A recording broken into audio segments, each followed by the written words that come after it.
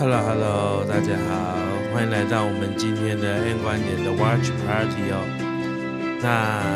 那我们其实我看聊天室有人说到底什么时候开始哦？那理论上哦，黄仁勋先生他这一次的演讲呢，应该会在11点的时候正式开始哈。那当然了，他上一次我记得去年他在进场的时候稍微 delay 一点，所以 maybe 上次 delay 了 maybe 10分钟哈。所以我们的直播设定10点45分开始是预先啦，就是说我们总不能那个黄仁勋大概11点上台前1分钟我们才开吧，对不对？我们就先 ready 好，然后我们来准备。待会这个演讲 keynote 的那个全程的一个 watch party 哦。那先跟大家说声早安哈。那我记得上一次我们的这个 watch party 人超多的哈。那因为上次应该是晚上了哈，所以应该比较多人能够参加。今天是上班日哈，所以我不知道有没有人为了这场活动特别翘班来听哈。那如果你的工作是什么工程师啊，或者跟 AI 相关的，你可以理论上你可以说这是工作嘛，你把它当成工作的一部分，跟老板说，我要听这个黄仁勋的演讲，我要看看 AI 有什么新的产业的一个重点哈。那你是做投资的，应该也可以了哈。但是这时候你要选择哪一台呢？你当然就选择我们 N 观点这一台啦。因为我相信今天这个黄仁勋这次的 keynote， 至少我记得上次有5-6个电视台同时转播嘛，对不对？那我相信这次除了 Nvidia 官方的转播，我们 N 观点的转播以外，至少应该也有3-5个电视台应该同步转播哈。但是别忘了只有我们这边可以抽 RTX 5090所以锁定我们这边哈。那我们在这个先公布我们这次活动的这个抽奖办法好不好？那其实跟上一次的规则是一样的哈。在整个 Watch Party 理论上黄仁勋这一次的这个演讲呢，keynote 大概进行40分钟、50分钟吧一般大概是这样。那在这个过程中呢，每隔10到15分钟 ，Miula 会给一个题，我们总共要答个4个题目。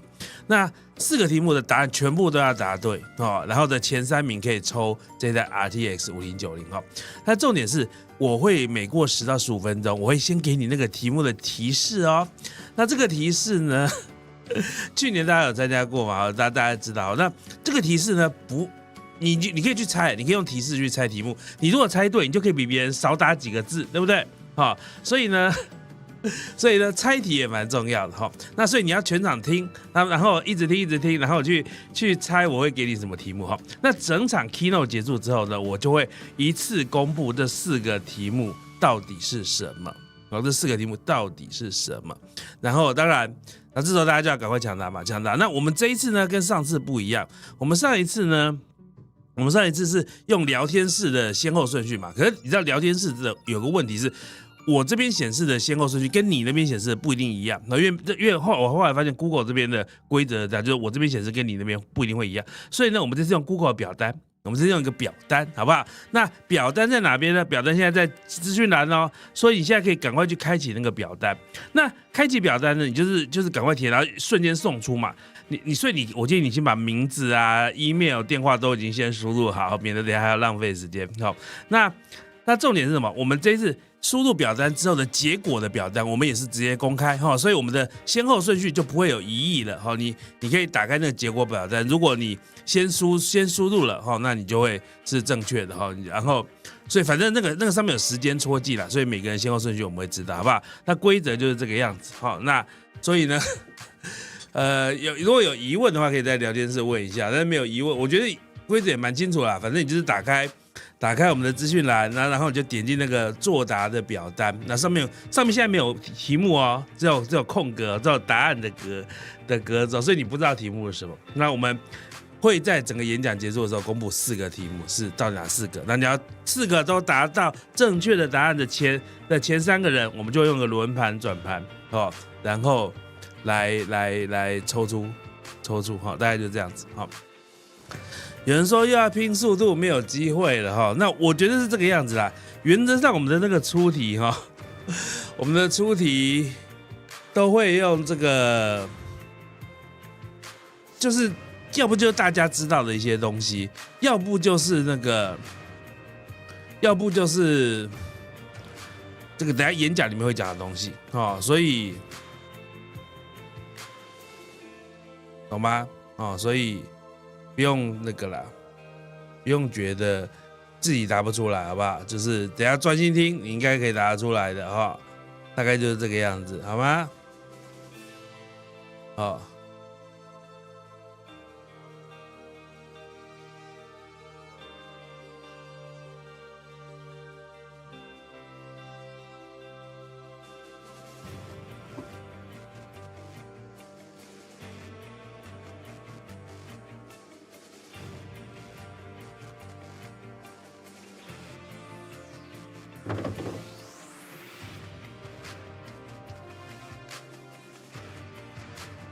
黄仁勋的演讲是中文还是英文哦？绝对是英文，好吧？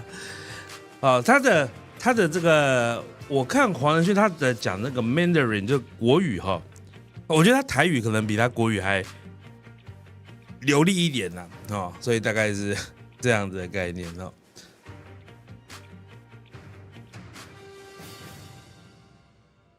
那理论上7分钟之后，这个Jensen 的演讲就要来了哈。那别忘记我们这次要抽什么大奖 ？RTX 5090哈，一张20万的显卡，再加上黄仁勋的亲笔、亲手、亲签哈，那个无价之宝，你知道吧？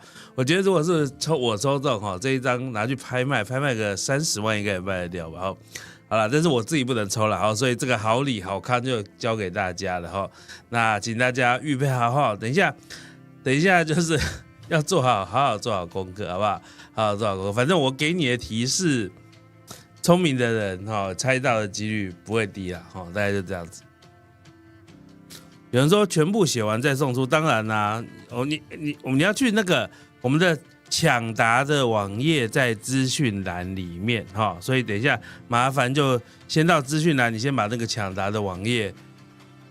先把抢答的网页这个开起来，好不好？可是问题来了，我现在还没有出题嘛，所以你也不知道，所以大家不要先填，好不好？不要先填哦，就是这等我题目都确认好，等我题目都确认好，啊，你就可以这个我们节目你就可以赶快抢答，好，大概就这样子。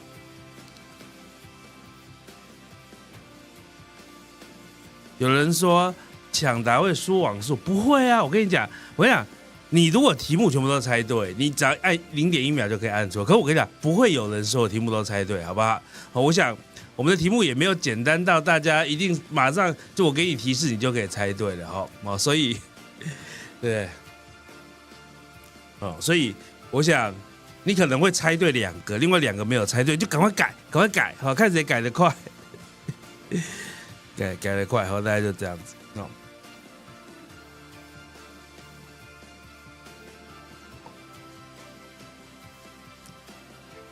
你不用猜题啊，我们不是那个，我们不是选择题好吗？我们的题目是简答题。我举个例子，假设我出了第一个题目叫做黄仁勋的名字好了，那你就要打英文名字，你就要打Jensen Huang嘛，对，打Jensen或Jensen Huang，你就要输入那个。我没有选项给大家选，不用猜题啊，不用猜题啊。到时候等题目出了，你们就知道会是出什么题目了。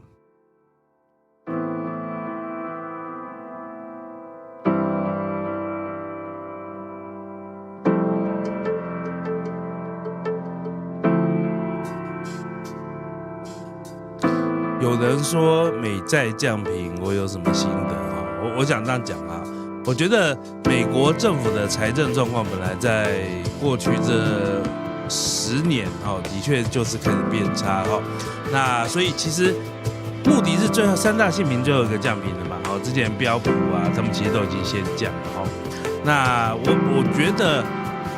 正是因为美国的政府的财政其实没有以前那么好了它的债务占 GDP 比重越来越高，而且债务利息也越来越沉重了所以川普在这一届才会想要做出这些改革嘛，要做出不要再赤字了政府不要再亏钱营运这件事情那我想市场未必会有很大的反应因为我觉得美债降评本来就是大家预期的嘛，因为目的是最晚降的。那其实之前另外2大信评机构都已经降了，那我个人觉得冲击还好了不起有1天的冲击我觉得不会很大。好啦，那个我看聊天室有人说音乐有点大声哦。好啦，那个现在音乐有点大声，因为那个这个等一下那个就是它的音讯哦，所以等一下我会把它开起来哦。那我们就等待这个。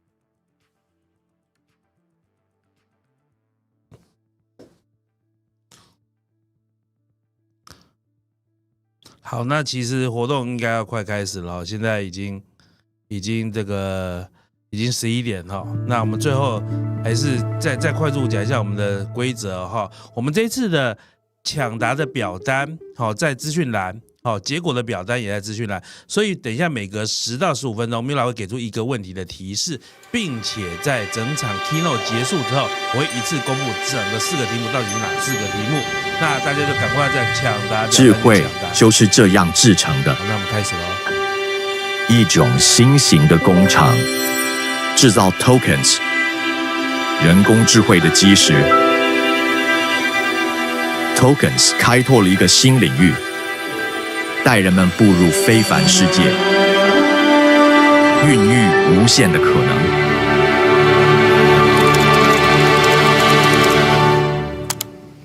Tokens 将图像化为科学数据，描绘宇宙天文，引领未来的探索者。在地球上，它复印我们的城市，帮助我们克服今日的困难。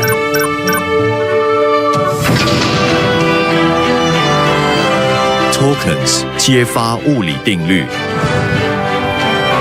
让我们更快抵达目的地。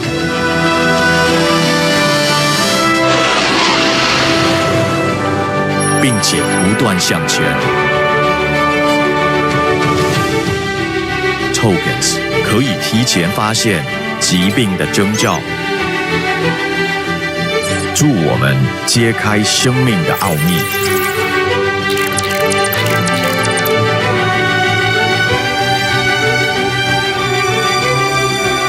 他们研究人体动作，协助我们达到最佳状态，还将现实带入虚拟世界。他们助我们精进技能。有瑕疵的电路板在右边，需要我帮你拿去修理吗？好的，谢谢。Tokens 不仅教会机器人如何行动，还给世界带来欢乐。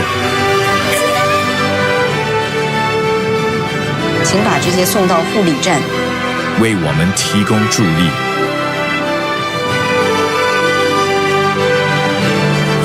应让美好生活触手可及。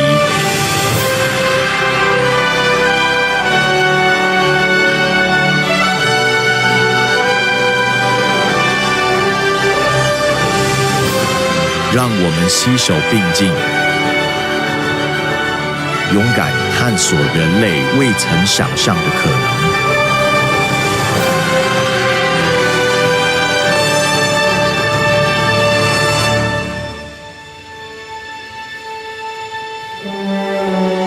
这一切都从这里开始。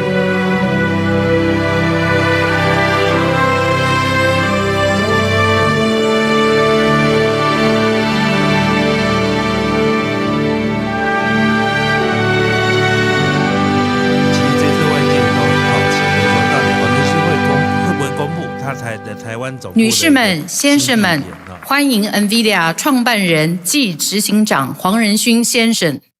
Welcome to the stage, NVIDIA founder and CEO, Jensen Huang. 我们一起来拍拍手。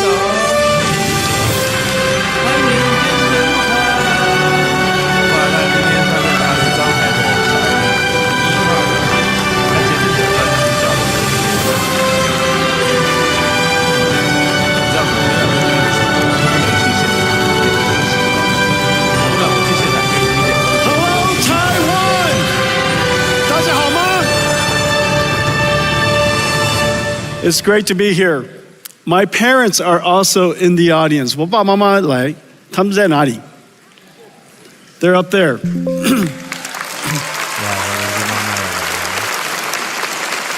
你说我声音好小，应该还好吧？ NVIDIA has been coming to Taiwan for over 30 years. This is the home of many of our treasured partners and dear friends. Over the years, you have seen NVIDIA grow up and seen us accomplish many exciting things 我现在没有讲话 and have been partnered with me all along the way. Today, we're going to talk about where we are in the industry, where we're going to go, announce some new products, exciting new products and surprising products that open new markets for us, creates new markets, new growth. We're going to talk about great partners and how we're going to develop this ecosystem together.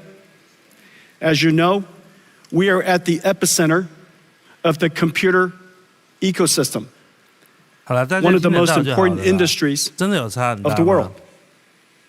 And so it stands to reason when new markets has to be created, we have to create it starting here at the center of the computer ecosystem. And I have some surprises for you, things that you probably wouldn't have guessed. And then, of course, I promise I'll talk about AI. And we'll talk about robotics. 今天会聊到机器 The 人 NVIDIA story is the reinvention of the computer industry. In fact, the NVIDIA story is also the reinvention of our company. As I said, I've been coming here for 30 years. Many of you have been through many of my keynotes. Some of you, all of them. And just as you reflect on the conversation, the things we talked about in the last 30 years, how dramatically changed. We started out as a chip company with a goal of creating a new computing platform. And in 2006, we introduced CUDA, which has revolutionized how computing is done. In 2016, 10 years later, we realized that a new computing approach has arrived. And this new computing approach requires a reinvention of every single layer of the technology stack. The processor is new, the software stack is new, it stands to reason the system is new. And so we invented a new system that on the day I announced it at GTC 2006 No one understood what I was talking about, and nobody gave me a PO. 黄仁勋说，他当初在宣布CUDA整个 GPU That system was called 没有人 DGX1. 理他。DGX1, 大家都要看他。I donated 这个叫做 the first one 这个叫做 to 时代 a 的变迁 nonprofit company called OpenAI. And it started the AI revolution. Years later, we realized that in fact, this new way of doing software, which is now called artificial intelligence, is unlike traditional ways of running software. Whereas many applications ran on a few processors in a large data center, we call that 现在这样的 hyperscale. 我的声音应该听得比较清楚了吧 This new type of application requires many processors working together, serving queries for millions of people. And that data center would be architected fundamentally different. We realized there were two types of networks. One, for north-south, because you still have to control the storage, you still have to have a control plane, you still have to connect to the outside. But the most important network was going to be east-west. The computers talking to each other to try to solve a problem. We recognized the best networking company in east-west traffic for high-performance computing, large-scale distributed processing, a company that was very dear to our company and very close to our heart, a company called Mellanox, and we bought them 5 years ago, 2019. We converted an entire data center into one computing unit. And you heard me say before, the modern computer is an entire data center. The data center is a unit of computing. No longer just a PC, no longer just a server. The entire data center is running one job. And the operating system would change. NVIDIA's data center journey is now very well known. Over the last 3 years, you've seen some of the ideas that we're shaping and how we are starting to see our company differently. No company in history, surely no technology company in history, has ever revealed a roadmap for 5 years at a time. No one would tell you what is coming next. They keep it as a secret, extremely confidential. However, we realized that NVIDIA is not a technology company only anymore. In fact, we are an essential infrastructure company. And how can you plan your infrastructure, your land, your shell, your power, your electricity, all of the necessary financing around all over the world? How would you possibly do that if you didn't understand what I was going to make? And so we described our company's roadmap in fair detail, enough detail that everybody in the world can go off and start building data centers. We realize now we are an AI infrastructure company. An infrastructure company that's essential all around the world. Every region, every industry, every company will build these infrastructures. And what are these infrastructure? These infrastructure, in fact, not unlike the first industrial revolution, when people realized, GE, Westinghouse, Siemens, realized that there was a new type of technology called electricity, and new infrastructure has to be built all around the world. And these infrastructure became essential part of social infrastructure. That infrastructure is now called electricity. Years later, this is during all of our generation, we realized there was a new type of infrastructure. And this new infrastructure was very conceptual, very hard to understand. And this infrastructure called information. This information infrastructure, the first time it was described, made no sense to anybody. But we now realized it is the internet. And every internet is everywhere. And everything is connected to it. Well, there's a new infrastructure now. This new infrastructure is built on top of the first two. And this new infrastructure is an infrastructure of intelligence. I know that right now, when we say there's an intelligence infrastructure, it makes no sense. 好，我们现在 But 要 I 给 promise 第一个题目的 in 10 years' 提示 time, you will 哦 look back 我们第一个题 and you 目 will 的提 realize 示是 that AI has now integrated 是一 into 个名 everything. 字。 And in fact, we need 可是 AI 是什么 everywhere. 名字呢？ And 我跟大家 every 保证 region, 不是 every 黄仁勋 industry, 的名字 every 不是黄 country, 仁勋的 every 名字 company, 好 all needs 那 AI. 第一个题目跟 AI 名 has 字 now 相 part 关的， of 跟 infrastructure. 回答 And this 的 infrastructure, 某个东西的名 just 字 like 有 the 相关，好不 internet, 好？ just 那 like 就 electricity, 猜猜看 needs 这个题目是 factories. 什么了？好，第一个是 And 名 these 字。 factories are essentially what we build today. They're not data centers of the past, a $1 trillion industry providing information and storage, supporting all of our ERP systems and our employees. That's a data center of the past. This is similar in the sense that it came from the same industry. It came from all of us, but it's going to emerge as something completely different, completely separated from the world's data center. And these AI data centers, if you will, are improperly described. They are, in fact, AI factories. You apply energy to it, and it produces something incredibly valuable. And these things are called tokens. To the point where companies are starting to talk about how many tokens they produced last quarter and how many tokens they produced last month. Very soon, we'll be talking about how many tokens we produce every hour, just as every single factory does. And so the world has fundamentally changed. We went from a company, on the day that we started our company, I was trying to figure out how big our opportunity was in 1993. And I came to the conclusion, NVIDIA's business opportunity was enormous. $300 million. We're gonna be rich. $300 million chip industry to a data center opportunity that represents about $1 trillion to now an AI factory, an AI infrastructure industry that will be measured in trillions of dollars. And this is the exciting future that we're undertaking. Now, at its core, everything we do is founded on several important technologies. Of course, I talk about accelerated computing a great deal.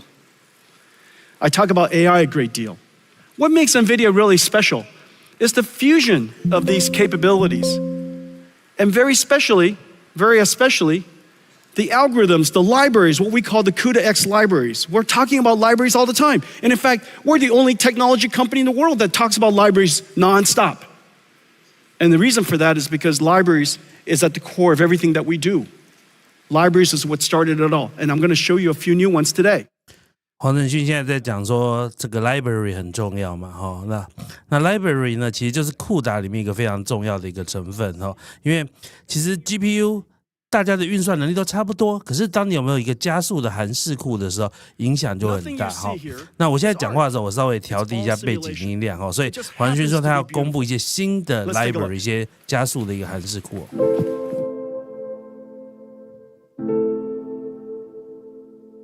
我们题目的提示有打在画面上你没注意到吗？我们已经打在画面上了我们只有在最后结束的时候才会公布完整的题目。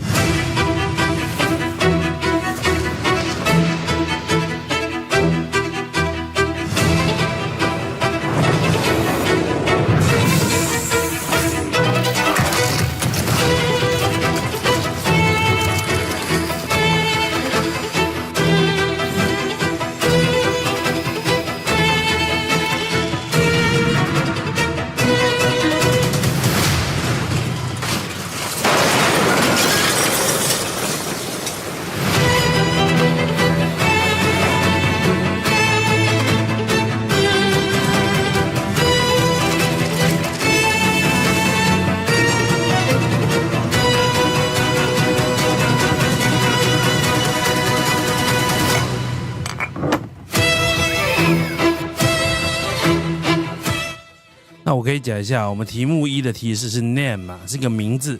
那我可以多给一点提示哈，是个人名，是个人名，不是一个产品的名字，也不是一个技术的名字。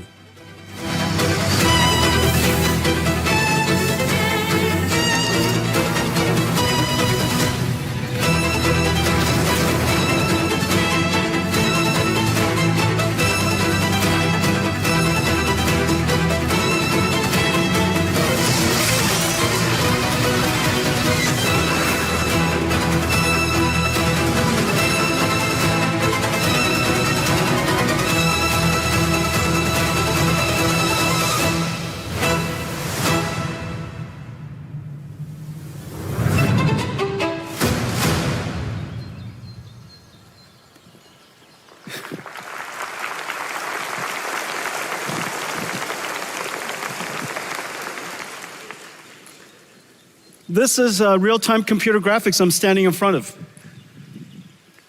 This is not a video, this is computer graphics. It's generated by GeForce. This is a brand new GeForce 5060, RTX 5060. And this is from ASUS. My good friend Johnny is in the front row. And this is from MSI. And we took this incredible GPU and we shrunk it in here. Does that make any sense? See, this is incredible. And so this is MSI's new laptop with 5060 in it. GeForce brought CUDA to the world. Right now what you're seeing is every single pixel is ray traced. How is that possible that we're able to simulate photon and deliver this kind of frame rate at this resolution? Well, the reason for that is artificial intelligence. We're only rendering 1 out of 10 pixels. So every pixel that you see, only 1 out of 10 is actually computed. The other 9, AI guessed. Does that make any sense? And it's perfect. 聊天室有人说表单只要调一下就可以看到电话地址。 It guessed it 可是我 perfectly. 记得我那些 Of 栏位有 course, the 隐藏起 technology 来。 is called 你 DLSS, 是可以 neural 办法 rendering. 把隐藏的 It 栏 took 位 us 打 many, 开 many 吗 years to develop. We started developing it the moment we started working on AI, so it's been a 10-year journey. And the advance in computer graphics has been completely revolutionized by AI. GeForce brought AI to the world. Now AI came back and revolutionized GeForce. So really, really amazing. Ladies and gentlemen, GeForce. 好，黄仁勋要介绍最新的 GeForce 的显卡了，不知道他是不是要公布一个？ You know, when you're CEO, you have many children. 不是哦，不是要公布显卡。And GeForce brought us here. And now all of our keynotes is 90% not GeForce. But it's not because we don't love GeForce. GeForce RTX 50 series just had its most successful launch ever, the fastest launch in our history. And PC gaming is now 30 years old. So that tells you something about how incredible GeForce is. Let's talk about libraries. At the core, of course, everything starts with CUDA. And by making CUDA as performant as possible, as pervasive as possible, so that the install base is all over the world, then applications can find a CUDA GPU quite easily. The larger the install base, the more developers want to create libraries. The more libraries, more amazing things are done, better applications, more benefits to users, they buy more computers. The more computers, more CUDA. That feedback path is vitally important. However, accelerated computing is not general purpose computing. General purpose computing, write software, everybody writes it in, Python or C or C++, and you compile it. The methodology for general purpose computing is consistent throughout.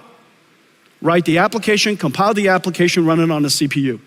However, that fundamentally doesn't work in accelerated computing because if you could do that, it would be called a CPU. What's the point of not just changing the CPU so you could write the software, compile the software, run it on a CPU? The fact that you would have to do something different is actually quite sensible. And the reason for that is because so many people worked on general purpose computing, trillions of dollars of innovation. How is it possible that all of a sudden a few widgets inside a chip? 出第二题的提示咯。那我们第二题的提示是 money， 一个跟钱有关的一个跟钱有关的一个题目，但是是什么东西的 money 呢？啊，这个第二题的提示跟钱有关啊，跟一个金额有关啊。好 ，OK， 啊，提示到这里就好了。To run at the speed of light, 99% of the runtime, and just even though it's only 5% of the code, which is quite surprising. Most applications, small parts of the code consumes most of the runtime. We made that observation, and so we went after one domain after another. I just showed you computer graphics. We also have numerics. This is CUPI numeric. This is CUPI is the most pervasive numerical library. Arial and Shona. Arial is the world's first GPU accelerated radio signal processing for 5G and 6G. Once we make it software defined, then we can put on top of it AI. So now we could bring AI to 5G and 6G. Parabricks for genomics analysis, Monai for medical imaging, Earth-2 for weather prediction, Quantum for quantum classical computer architectures and computer systems, Equivariance and Tensor, contraction of tensor mathematics, Megatron.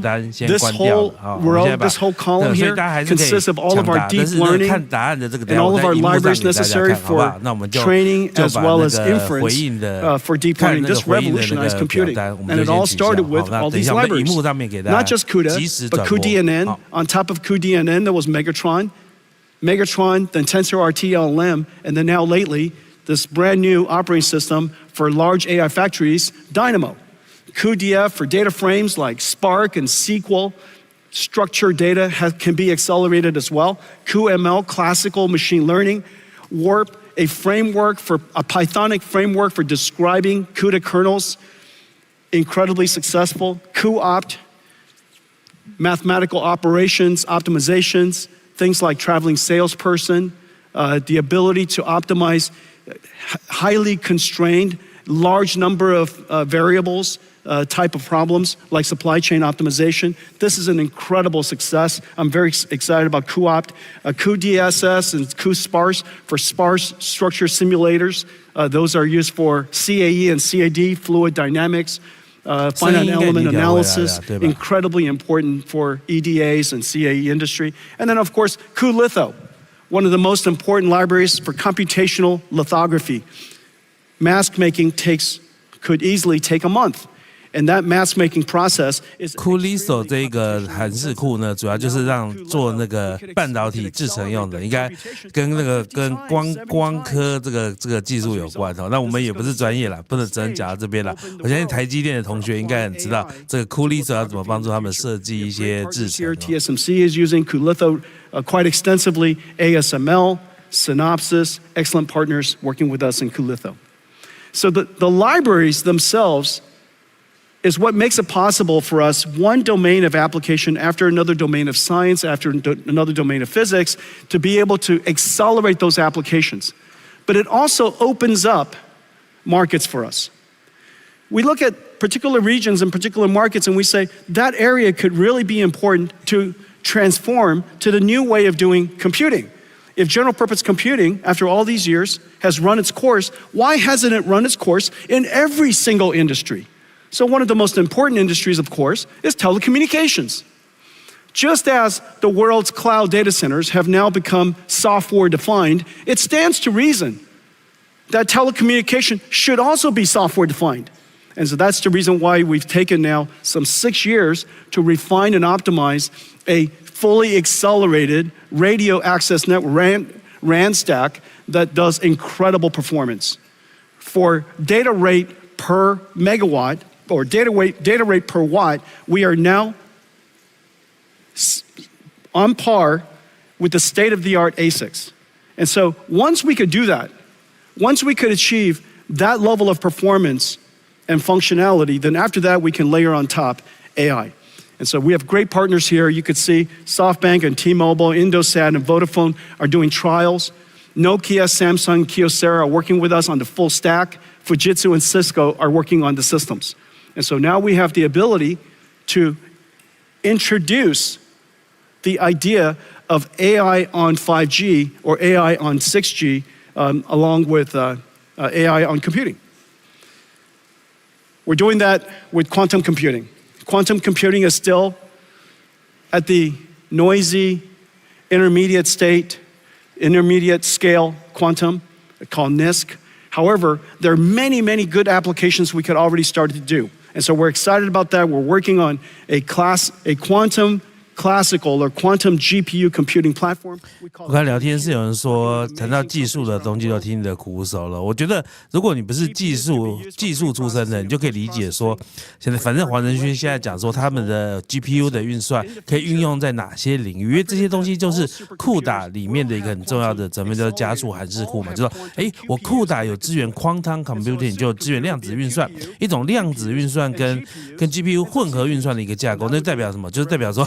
你就理解说，未来就算 quantum computing 很厉害的时候，这个黄仁勋的CUDA也能让他做到不少生意了哈。我觉得你大概就这样去理解就好了。我接下来讲 Agentic AI Understand patterns, recognize speech, recognize images. That was the beginning. The last 5 years, we've been talking about generative AI, the ability for AI to not just understand, but to generate. And so it could generate from text to text. We use that all the time in ChatGPT. Text to images, text to video, video to text, images to text. Almost anything to anything, which is the really amazing thing about AI, that we've discovered a universal function approximator, a universal translator. 大家可以看那个黄仁勋讲这个上面讲说，他说 AI agent 所需要的算力是比 one shot 多了100倍到1000倍。那这个 one shot 指的就是像原本的像 ChatGPT 的非 reasoning 的 model 的 GPT-4o 之类的这种模型呢，它的你给它提示，它就直接吐一个答案给你，这叫 one shot。那但是呢，像 reasoning model 这种推理模型，就是你丢给它一个提示，它会先去思考这提示是要怎么解，然后这个解的过程，它不断去搜寻资料，然后不断的反复的验证，所以它的算力的需求是100倍到1000倍。那黄仁勋最近这几个月很喜欢讲这个论点哦，告诉大家说，这个 AI 的运算离满足还很遥远啦 ，AI 不会泡沫啦。To maybe apply some rules and theorems to solve a problem you've never seen.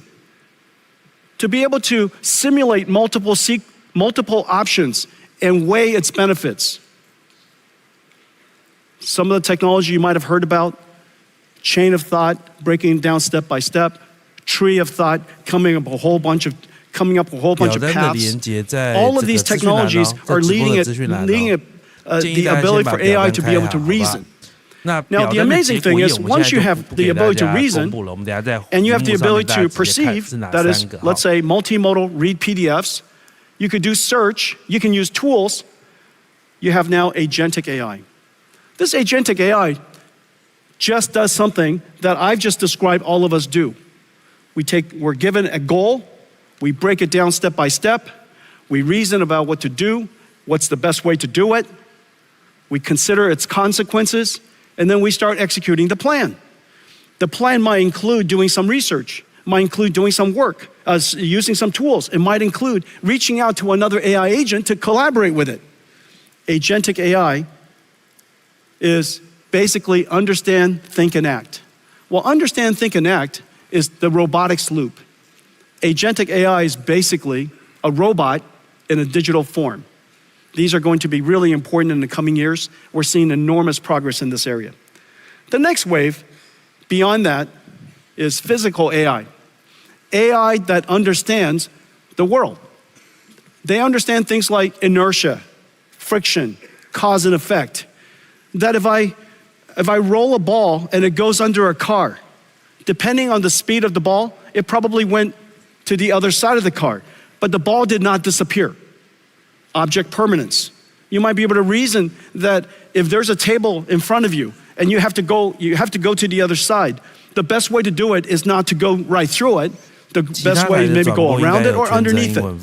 他们可能都串这个 AI 帮忙翻译哈，但是我们这边试过，其实我也可以即时口译给大家，但是大家没有那么喜欢我打断黄仁勋的演讲哦，所以我们还是专心听先生聊天哦。videos to train a self-driving car in different scenarios, and I'll show you more of that later. That's a dog. 其实黄仁勋很喜欢讲 AI 4阶段论嘛，从认知感知的 AI 到生成 AI， 到现在的两个新的 AI 叫做 Agentic AI 代理 AI 跟实体 AI。那代理 AI 就是现在讲的 AI agent 嘛，实体 AI 主要就是自动驾驶跟机器人。那我想其实现在看起来的这个 Agentic AI 跟 Physics AI 他们 physical AI 他们会同时发生嘛？他们的就 Agentic AI 早1-2年吧，大概就这样。Pick up a bottle. Of course, you could imagine telling a robot to reach out and pick up the bottle.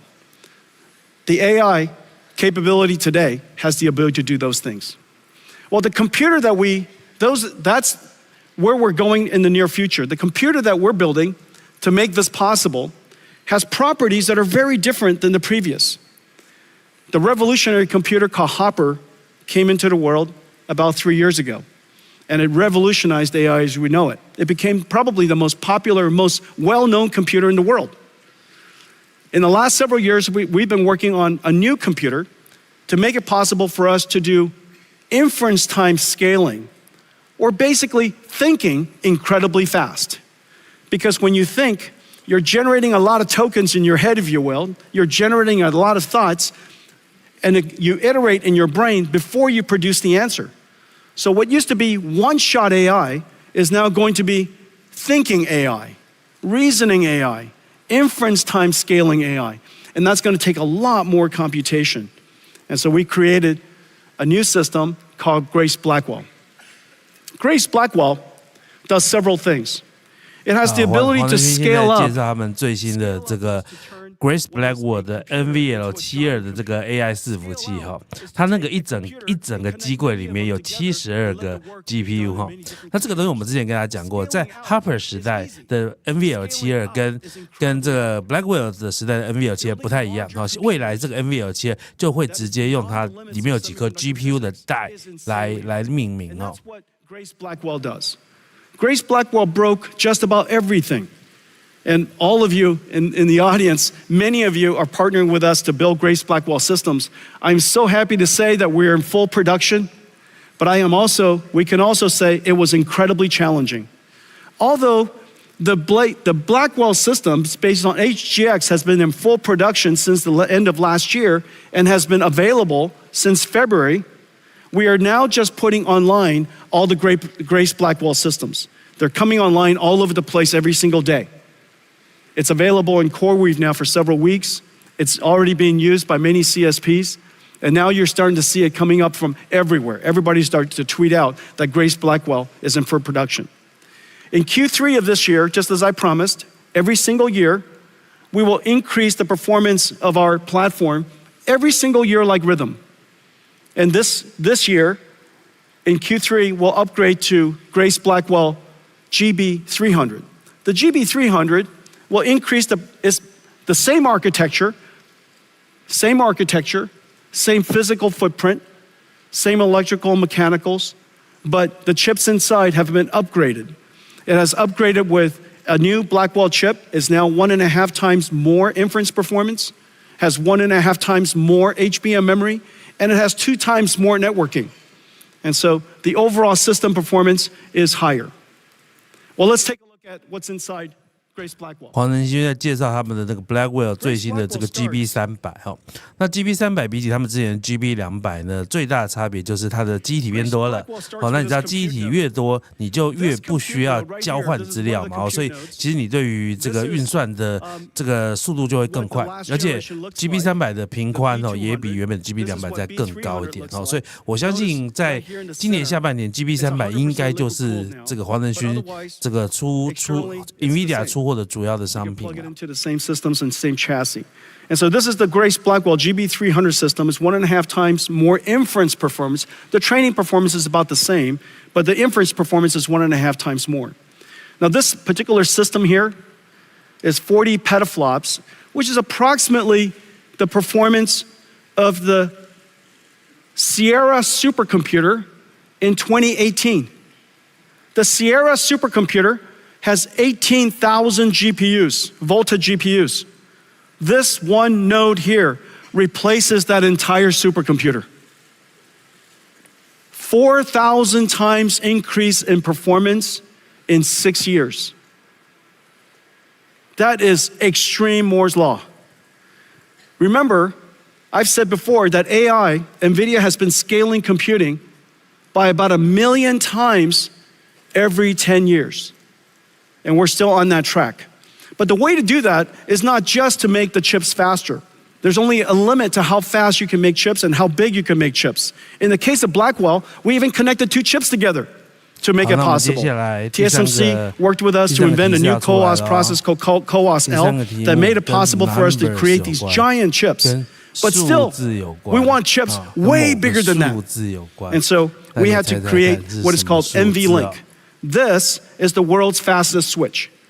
This NVLink here, right here, is 7.2 terabytes per second. 9 of these go into that rack. And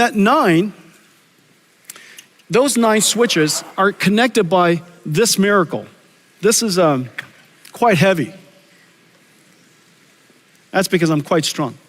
I made it look so light, but this is 70 pounds. And so this is the NVLink spine. 2 miles of cables, 5,000 cables structured, all coaxed, impedance matched, and it connects all 72 GPUs to all of the other 72 GPUs across this network called NVLink switch. 130 terabytes per second of bandwidth across the NVLink spine.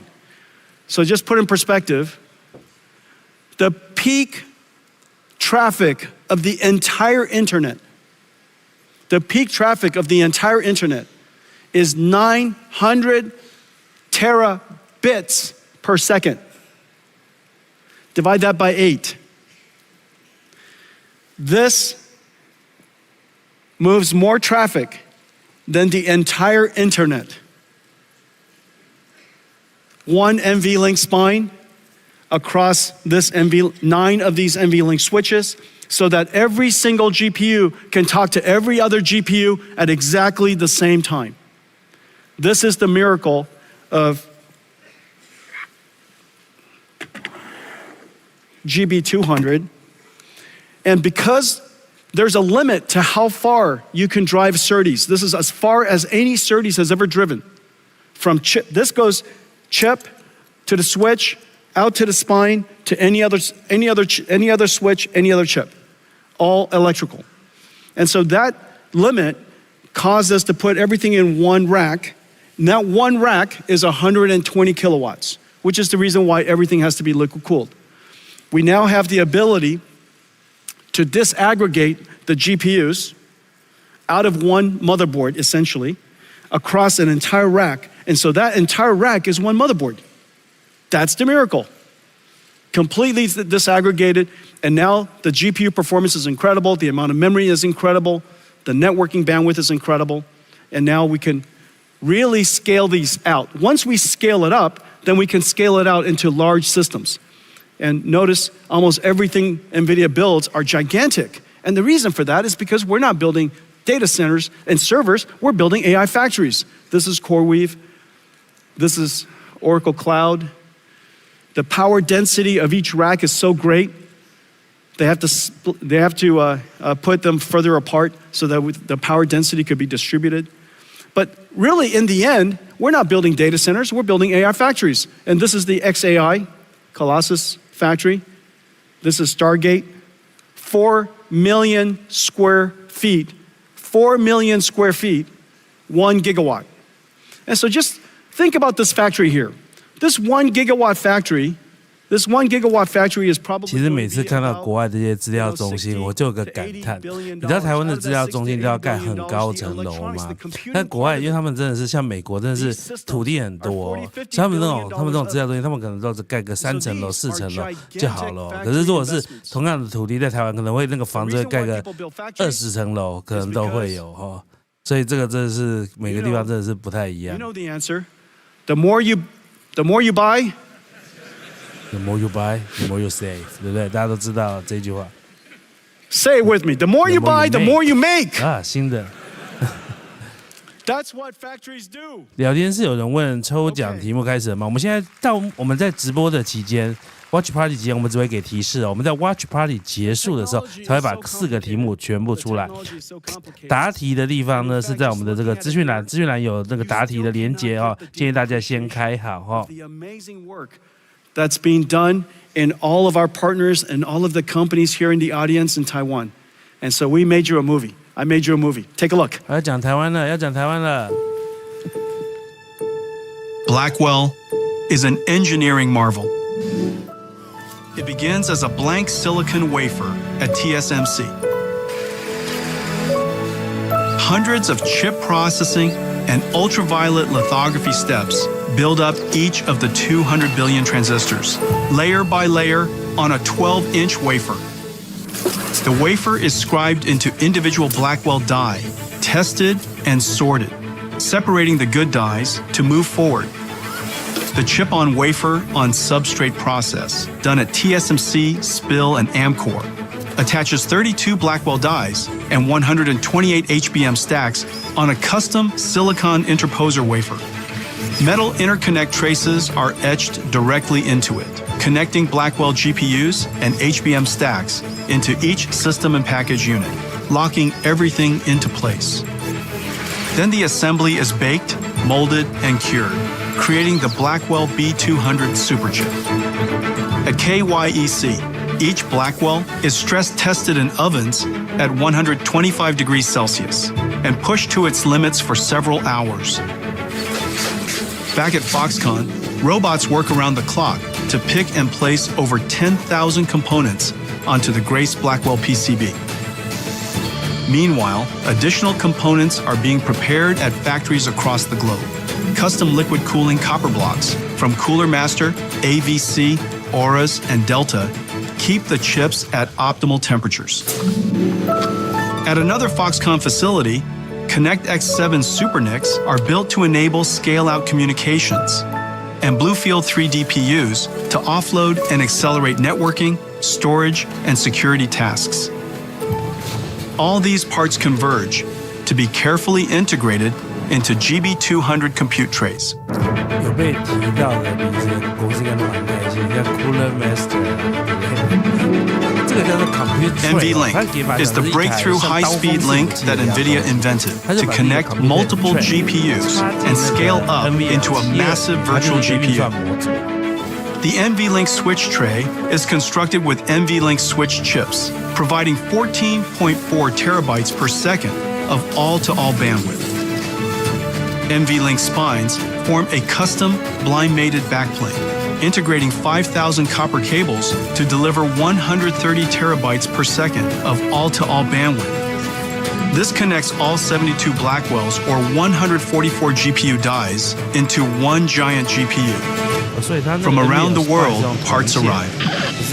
From Foxconn, Wistron, Quanta, Dell, Asus, Gigabyte, HPE, Supermicro, and other partners to be assembled by skilled technicians into a rack-scale AI supercomputer. In total, 1.2 million components, 2 miles of copper cable, 130 trillion transistors, weighing 1,800 kilograms. From the first transistor etched into a wafer to the last bolt fastening the Blackwell rack, every step carries the weight of our partners' dedication, precision, and craft. Blackwell is more than a technological wonder. It's a testament to the marvel of the Taiwan technology ecosystem. 抢匪抢到一柜就赚翻了，可能比一柜黄金还。我来看看有哪些。We couldn't be prouder of what we've achieved together.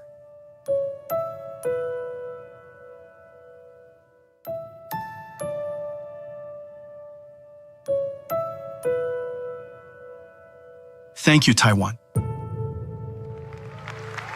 这个台湾价值满满啊 ！Thank you, Taiwan. Thank you. Thank you. That was pretty incredible, right?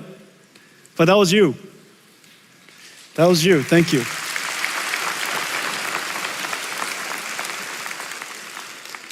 Well, Taiwan doesn't just build supercomputers for the world. 真好奇他等一下到底会不会宣布这个台湾新总部的一个地点哈？但我觉得会啊，你看他都这么大张旗鼓讲台湾了，应该就是趁这个时候赶快来宣布。So today we're announcing that Foxconn, Taiwan, the Taiwanese government, NVIDIA, TSMC, we're going to build the first giant AI supercomputer here for the AI infrastructure and the AI ecosystem of Taiwan. Thank you. 他这应该是讲说，可能在台湾这边会做一个台湾本土的一个 Is there anybody who needs an AI computer? 政府这边 support 的。Any AI researchers in the audience?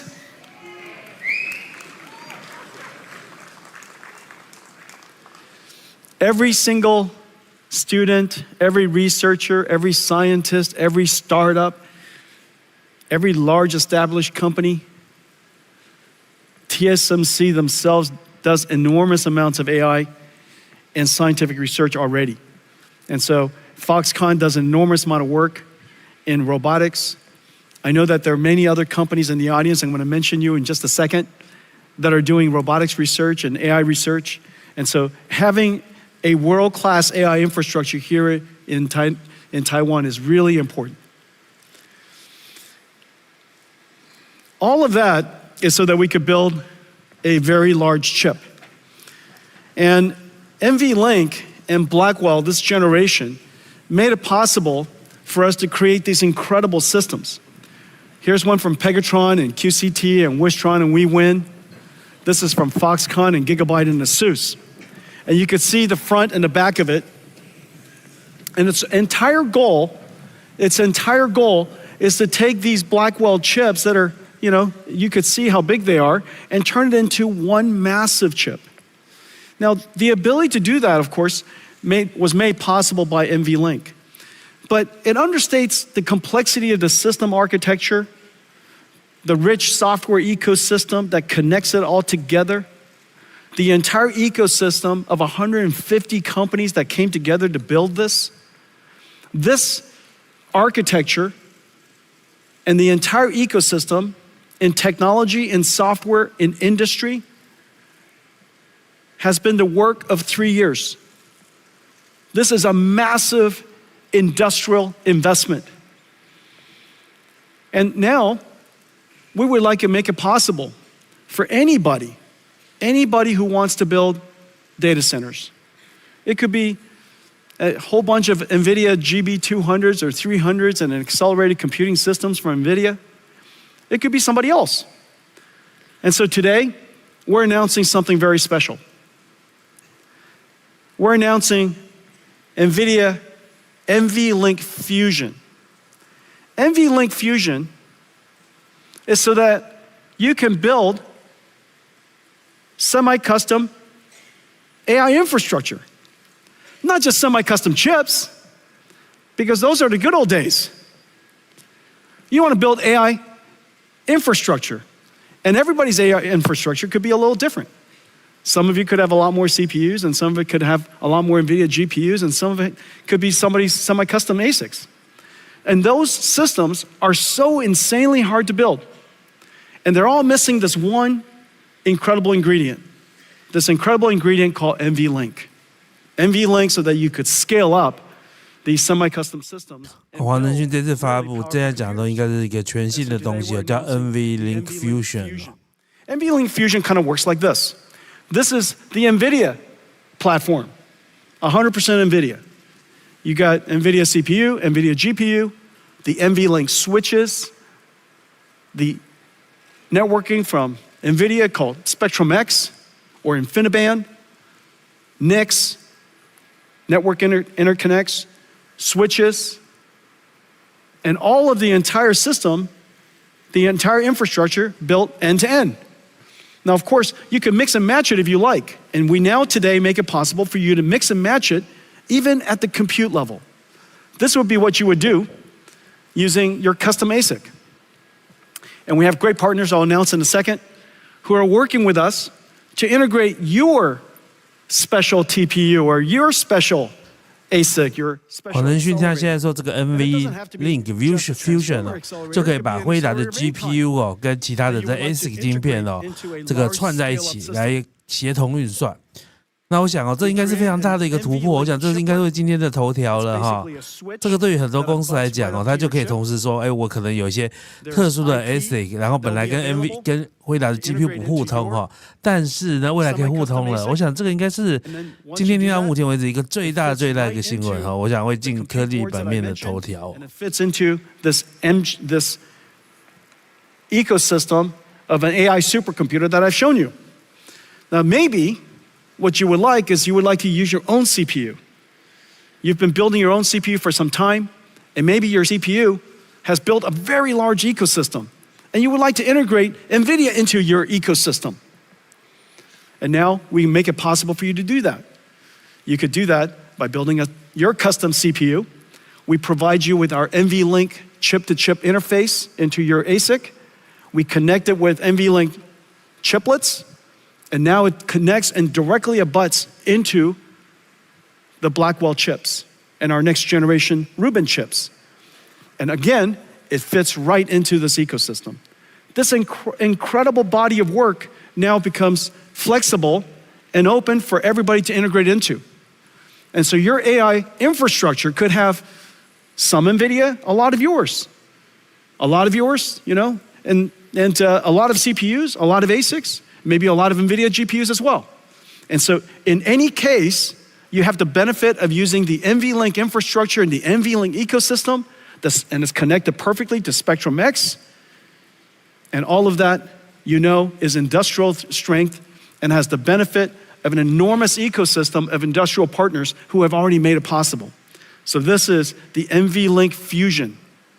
Whether you buy completely from us, that's fantastic. Nothing gives me more joy than when you buy everything from NVIDIA. I just want you guys to know that. But it gives me tremendous joy if you just buy something from NVIDIA.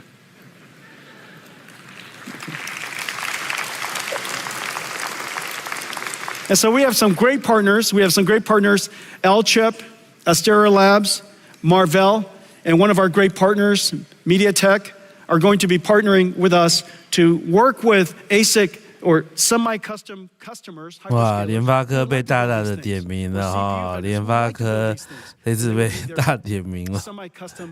台湾媒体应该报这个了，我们台比较少讲台湾的这个公司这样。With NVLink to integrate into our ecosystem. And Cadence and Synopsys, we've worked with them to transfer our IP to them so that they can work with all of you and make that IP available to all of your chips. So this ecosystem is incredible, but this just highlights the NVLink Fusion ecosystem.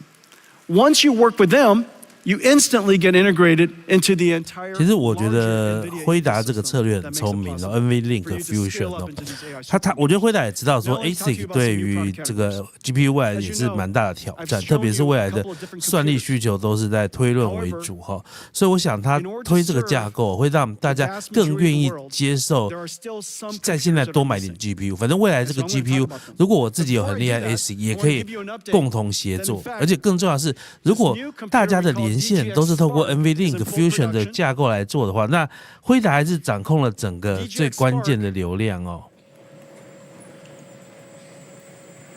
流量的基础设施。We'll be ready.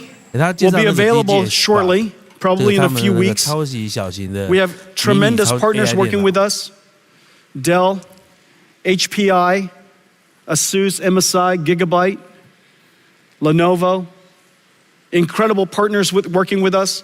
And this is the DGX Spark. This is actually a production unit. This is our version. However, our partners are building a whole bunch of different versions. This is designed for AI native developers. If you're a developer, you're a student, you're a researcher, and you don't want to keep opening up the cloud and getting it prepared, and then when you're done scrubbing it, okay?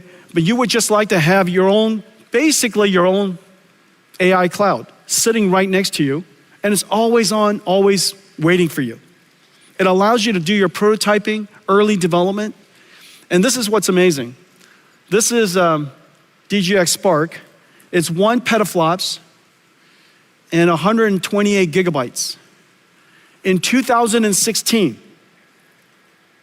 when I delivered DGX1, this is just the bezel. I can't lift the whole computer, it's 300 pounds. This is DGX1. This is 1 petaflops and 128 gigabytes. Of course, this is 128 gigabytes of HBM memory, and this is 128 gigabytes of LPDDR5X. The performance is in fact quite similar. But what's most important is that the work that you could work on this is the same work you could do here. It's an incredible achievement over just the course of about 10 years. Okay, so this is DGX Spark for anybody who would like to have their own AI supercomputer. And it's, I'll let all of our partners price it for themselves, but one thing for sure, everybody can have one for Christmas.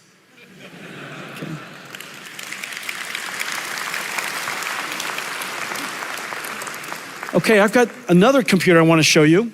If that's not enough, and you would still like to have your own personal, thank you, Janine. This is Janine Paul, ladies and gentlemen. If that one isn't big enough for you, here's one. This is another desk side. This is also going to be available from Dell and HPI, ASUS, Gigabyte, MSI, Lenovo. It'll be available from Box, from Lambda, amazing workstation companies. And this is going to be your own personal DGX supercomputer. This computer is the most performance you can possibly get out of a wall socket. You could put this in your kitchen, but just barely. If you put this in your kitchen and then somebody runs the microwave, I think that's the limit. And so this is the limit. This is the limit of what you can get out of a wall outlet. And this is a DGX station. Wow. The programming model of this and the giant systems that I showed you are the same. That's the amazing thing.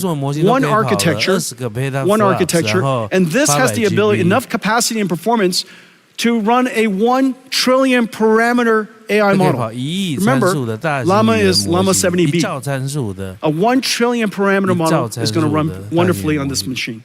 Okay, so that's the DGX station. So now let's talk about, remember these systems are, thank you, Jenny. These systems are AI natives. They're AI native computers. They're computers built for this new generation of software. It doesn't have to be x86 compatible. It doesn't have to run traditional IT software. It doesn't have to run hypervisors. It doesn't have to run it doesn't have to run Windows.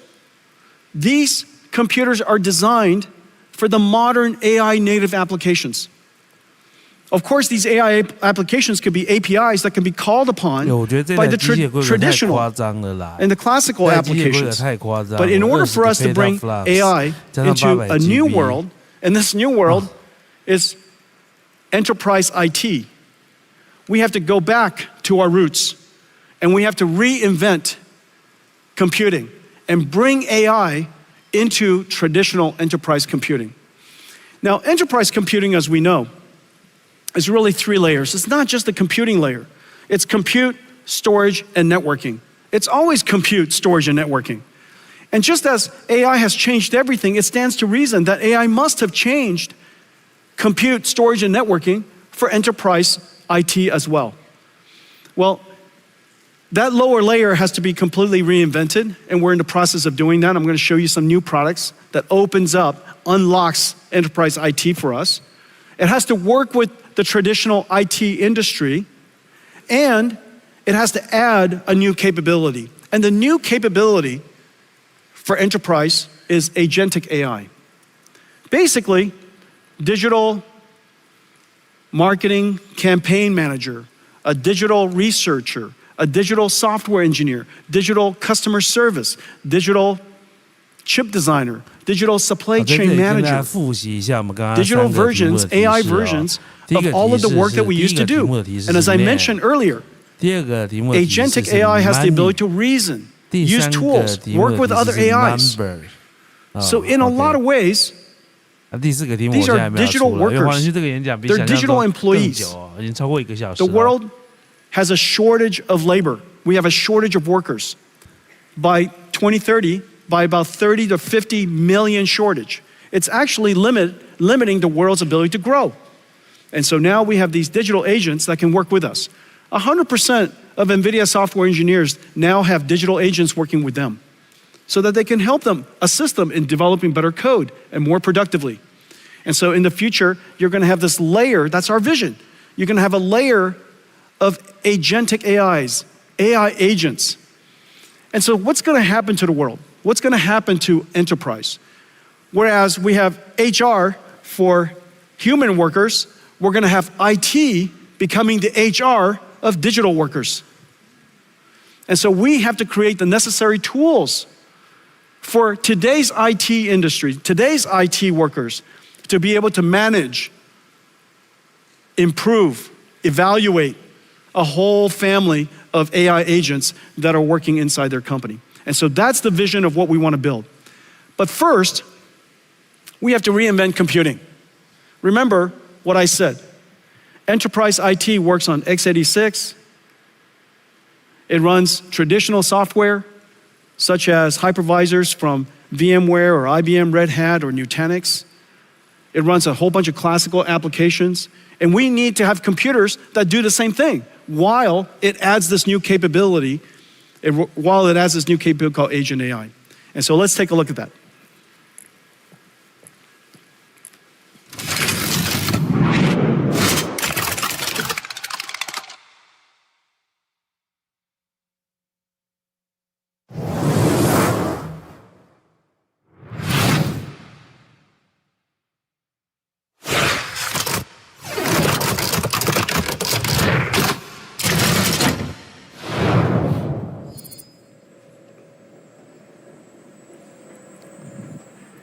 Okay, this is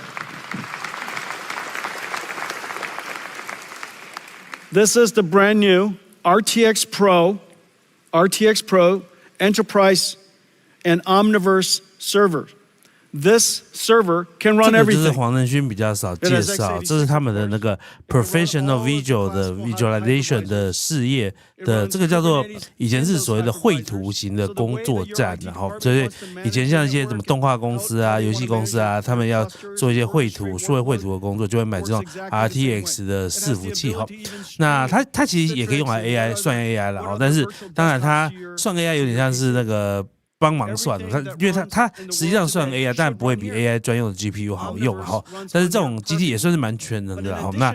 那我比较少看到黄仁勋在他的 keynote 会介绍到这个系列的产品线哈，所以大家也可以看一下。For enterprise AI agents, those AI agents could be only text.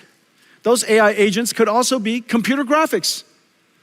Little TJs, coming to you. 所以黄仁勋应该是想把这种 RTX 的伺服器卖到企业内部，让企业内部自己去可以当做一个多功能的，可能你要做这个绘图运算也可以，但是你要拿当一个初阶的 AI server 应该也可以啊。Every single model that we know of in the world, every application that we know of should run on this. In fact, even Crysis works on here.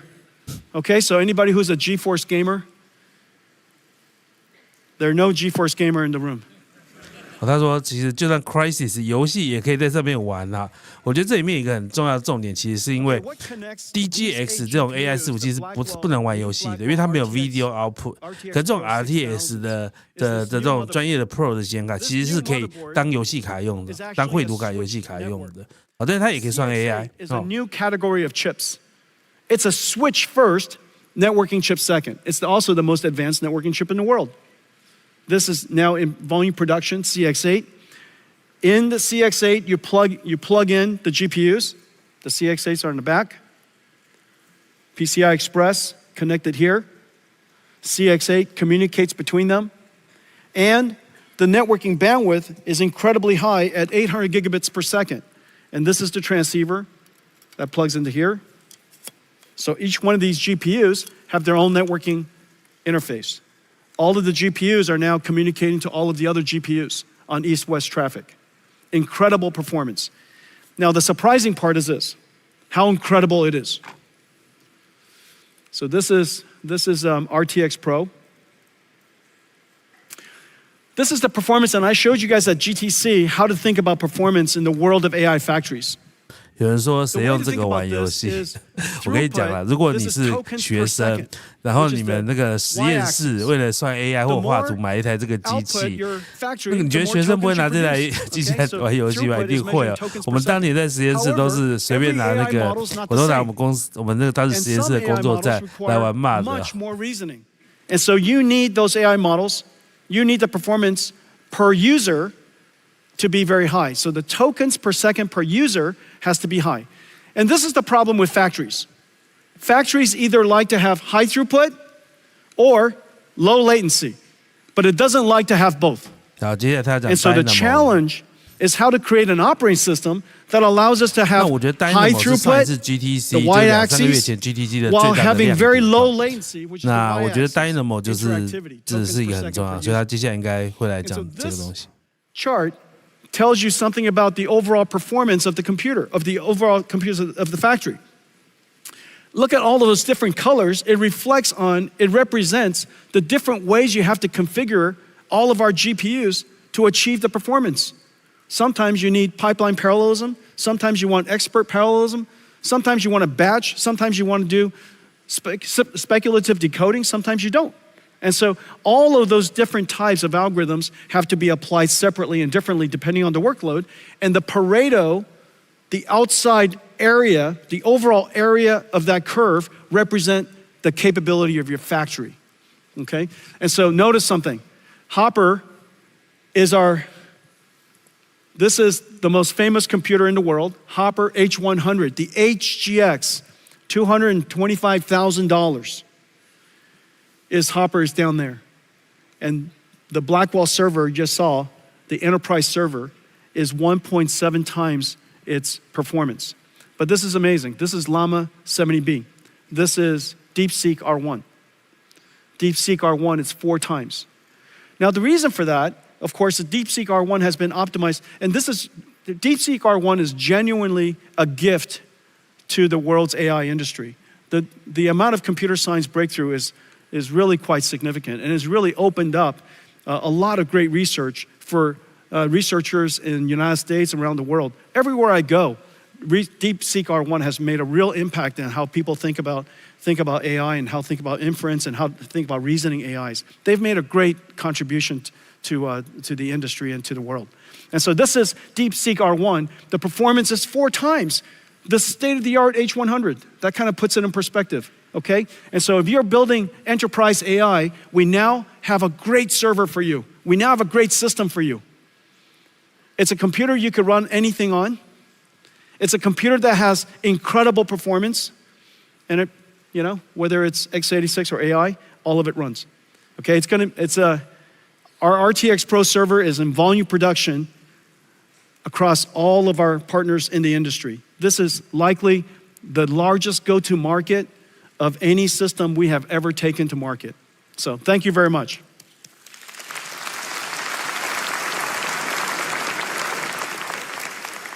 The compute platform is different. The storage platform is different. And the reason for that is because humans query structured databases like SQL. People query structured databases like SQL. But AI wants to query unstructured data. They want semantic, they want meaning. And so we have to create a new type of storage platform. And this is the NVIDIA AI Data Platform. On top, just as SQL servers, SQL software, 这个也是新东西哦 ，NVIDIA AI Data Platform， 这个也是 AI 资料平台哦。Most storage companies, as you know, is mostly a software company. That software layer is incredibly complicated. And so on top of a new type of storage system is going to be a new query system we call IQ, NVIDIA AIQ or IQ. And it's really state-of-the-art, it's fantastic. And working with basically everybody in the storage industry. Your future storage is no longer CPUs sitting on top of a rack of storage. It's going to be GPUs sitting on top of a rack of storage. And the reason for that is because you need the system to embed, find the meaning in the data, in the unstructured data, in the raw data. You have to index, you have to do the search, and you have to do the ranking. So that process is very compute intensive. And so most storage servers in the future will have a GPU computing node in front of it. It's based on the models that we create. Almost everything that I'm about to show you starts with great AI models. We create AI models. We put a lot of energy and technology into post-training of open AI models. 我觉得这个还蛮有趣的，因为其实传统来说啊，资料存取跟传输其实都是 CPU 在做的工作，通常不会有人用 GPU 跟 AI 来做哈。那传统我们叫做结构式的一个资料库、关联性的资料库，以及这个所谓的非结构化的资料哈。那所以其实黄仁勋大概只会讲个比较大的概念哦，但是我非常好奇说他们要怎么做到，他们怎么利用 GPU 跟 AI 让整个资料库的速度能够变快很多，因为传统来讲，这并不是 GPU 要做的工作，所以老实讲，你看到这个页面，你 AMD 啊、Intel 都要担心了吧？这个如果未来的运算这个演算法部分已经很多被 GPU 吃掉了，就算了。如果连 data 的部分未来 GPU 都要吃掉的话，那 CPU 要干嘛？当然了 ，CPU 一定都还有用，开机可以用，但是我很好奇，它这个 AI data platform 到底是可以做到什么程度哈？那当然啦，严格来讲，可能要找业界的专家，然后而且我觉得一开始当然还在比较初期哈。不过真的吗？我跟你讲，这个也是一个大消息哦，所以没想到黄仁勋都把他的重点发布放在后半段。In just 3 days, VAST built a sales research AI agent using the NVIDIA IQ blueprint and its accelerated AI data platform.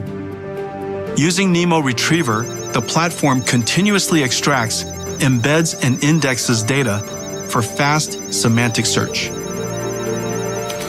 First, the agent drafts an outline, then taps into CRM systems,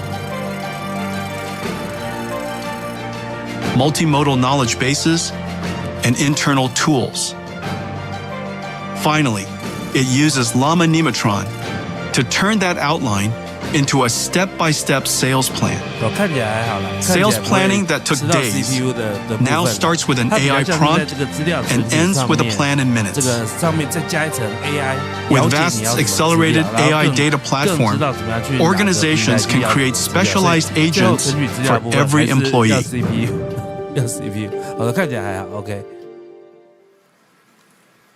Okay, so that's VAST. Dell has a great AI platform, one of the world's leading storage vendors. Hitachi has a great AI platform, AI data platform. IBM is building an AI data platform with NVIDIA NeMo. NetApp is building an AI platform. As you could see, all of these are open to you. And if you're building an AI platform with a semantic query AI in front of it, NVIDIA NeMo is the world's best. Okay, so that gives you now compute for enterprise and storage for enterprise. The next part is a new layer of software called AI Ops. Just as supply chain has their ops and HR has their ops, in the future, IT will have AI Ops. And they will curate data, they'll fine-tune the models, they'll evaluate the models, guardrail the models, secure the models, and we have a whole bunch of libraries of models necessary to integrate into the AI Ops ecosystem. We got great partners to help us do that, to take it to market for us. CrowdStrike is working with us. Data IQ is working with us.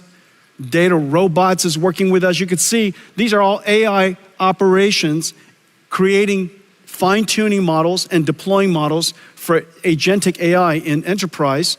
And you could see NVIDIA libraries and models integrated all over it. So Data Robots, here's Data Stacks. This is Elastic. I think I heard somewhere that they're downloaded 400 billion times. This is Nutanix. This is Red Hat. This is Trend Micro here in Taiwan. I think I saw Eva earlier. Okay, hi Eva. Okay, weights and biases. Okay, and so that's it. This is how we're going to bring to the world's enterprise IT the ability to add AI to everything that you do. You're not going to rip out everything from IT, the enterprise IT organizations, because companies have to run. But we can add AI into it. And now we have systems that are enterprise ready with ecosystem partners, incredible ecosystem partners. I think I saw Jeff earlier. There's Jeff Clark, the great Jeff Clark, been coming to Taiwan for as long as I have been coming to Taiwan. It's been a partner of ours for a long time. So there's Jeff Clark. And so our ecosystem partners, Dell and others, are going to take this platform, these platforms, to the world's enterprise IT. Okay, let's talk about robots. So agentic AIs, AI agents, a lot of different ways to say it, agents are essentially digital robots. Reason for that is because a robot perceives, understands, and plans. And that's essentially what agents do. But we would like to build also physical robots. And these physical robots, first, it starts with the ability to learn to be a robot. The ability to learn to be a robot can't be done in the physical world productively. You have to create a virtual world where the robot can learn how to be a good robot. That virtual world has to obey the laws of physics. Most physics engines don't have the ability to, with fidelity, deal with rigid and soft body simulation. And so we partner with DeepMind, Google DeepMind, and Disney Research to build Newton, the world's most advanced physics engine. It's going to be open sourced in July. It's incredible what it can do. It's completely GPU accelerated. It's differentiable, so you could learn from experience.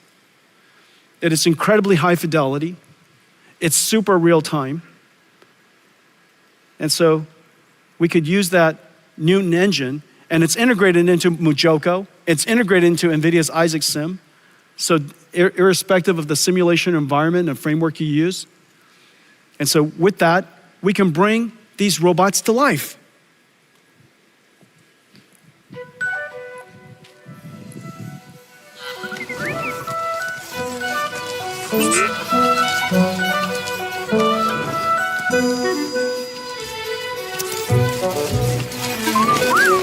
有人猜这个辉达的新总部会不会在北市科？我觉得几率应该蛮高的，我觉得几率应该有50%以上。好可惜哦，前几年我有去看北市的紫白小马，结果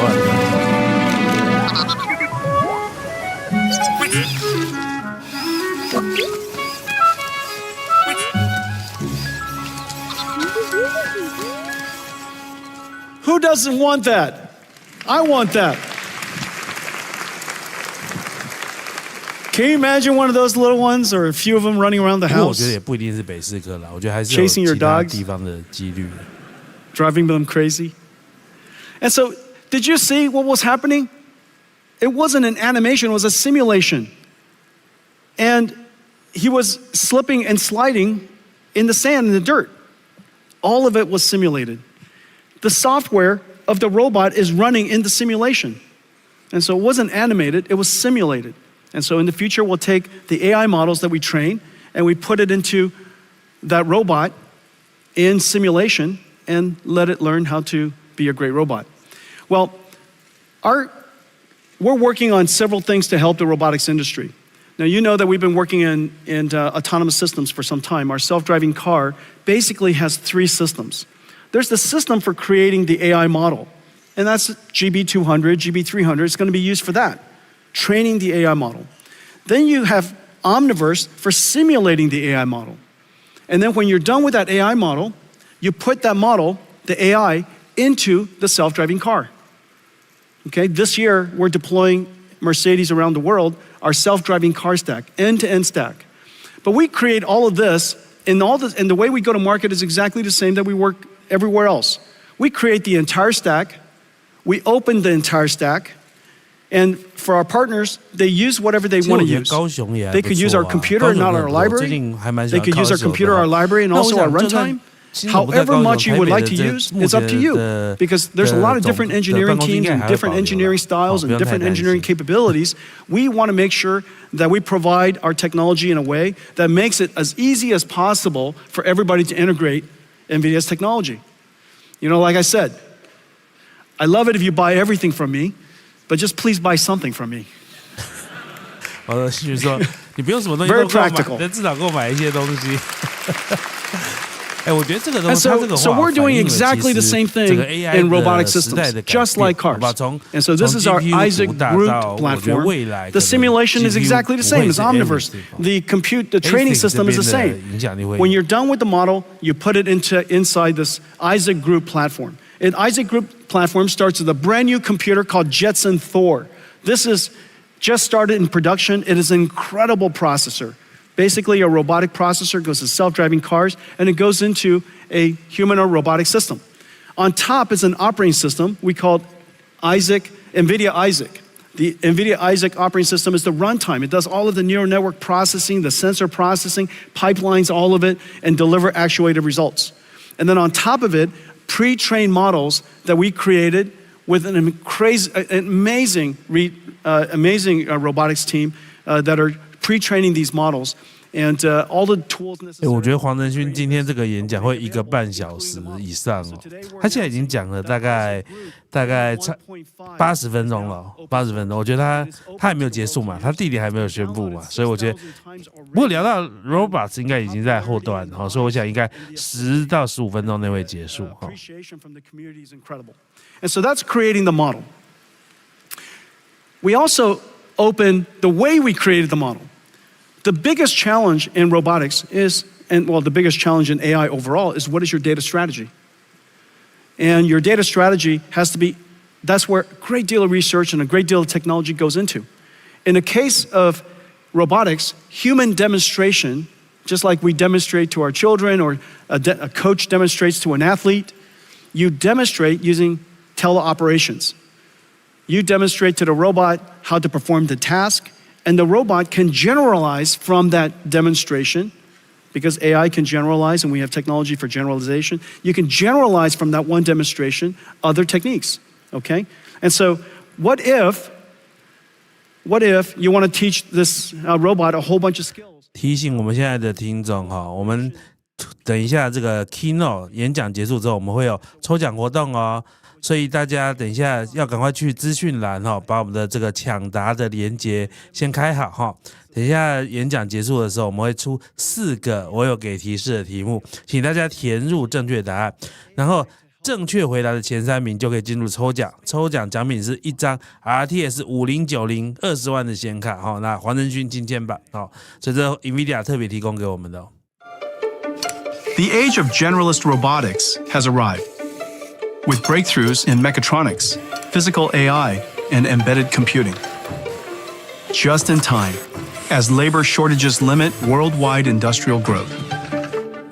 A major challenge for robot makers is the lack of large-scale, real, and synthetic data to train models. Human demonstrations aren't scalable, limited by the number of hours in a day.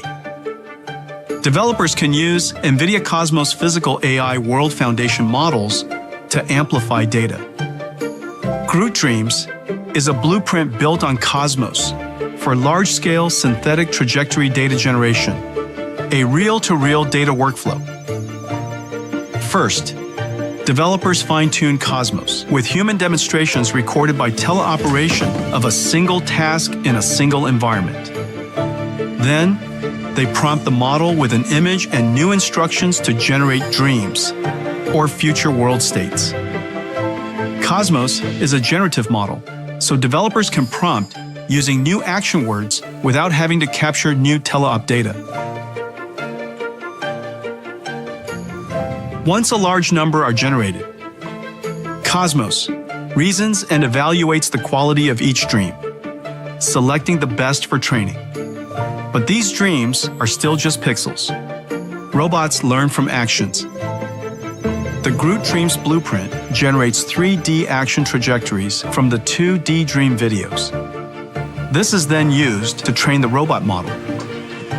Groot Dreams lets robots learn a huge variety of new actions with minimal manual captures. So a small team of human demonstrators can now do the work of thousands. Groot Dreams brings developers another step closer to solving the robot data challenge.